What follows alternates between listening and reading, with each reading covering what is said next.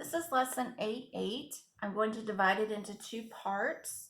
This is part 1, and we're going to talk about difference of two squares. That is our first vocabulary word, and it says that two perfect squares, which would be numbers that have been squared, separated by a subtraction sign, and it can only be subtraction. So if we have a squared minus b squared, then it says it equals a plus b, a minus b, or a minus b, a plus b.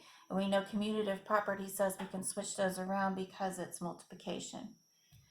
So let's look at example 1a. First thing you want to do is look at each term and decide, is m squared a perfect square? Is 64 a perfect square? M squared is a perfect square of m, so that's going to be our first term in our binomials. And 64 is a perfect square of 8. So then you can put a plus and a minus and you're done. Or you could have m minus 8 first, m plus 8 second. So let's look at example 1b. Is 16 a perfect square? It is. It's a perfect square of 4. Is y squared a perfect square? Yes. Of y. Is 81 a perfect square? Of 9. And z squared is a perfect square of z. So after you find the squares of all of this, put in your plus and your minus sign, and you're done. Moving on to 1c.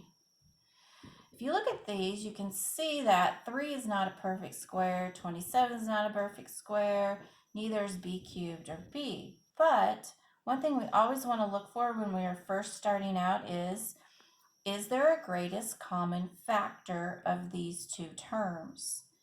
And if you look closely, you can see that 3 and 27 have a greatest common factor of 3. b cubed and b have a greatest common factor of b. So after you factor that out, you're left with b squared minus 9. This is not completely factored because b squared minus 9, you can find the difference of squares for. B squared is a perfect square of b, and 9 is a perfect square of 3. And we can only do this because there's a subtraction sign in the middle. Add, subtract. Don't forget to bring down your 3b, and now this is completely factored. Sometimes we have to factor more than once.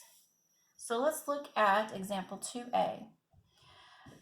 Y to the 4th is a perfect square of y squared.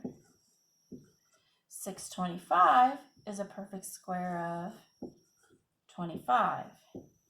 Put in your addition sign and your subtraction sign. Now let's look at each one of these polynomials. Is this one completely factored? We could think, well, we might be able to do perfect squares. The only problem is we have this plus sign here. There's a plus sign, you cannot do perfect squares. Now let's look at this one. Y squared is a perfect square of y.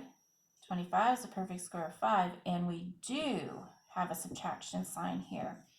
So the second polynomial can be factored into y plus 5, y minus 5, and don't forget to bring down what you factored to begin with. So you end up with 3 polynomials for this answer when you factor. I want you to try example 2b. It's very similar to what we just did. You should have factored out a y squared plus 4, and then a y plus 2 y minus 2 as your final answer.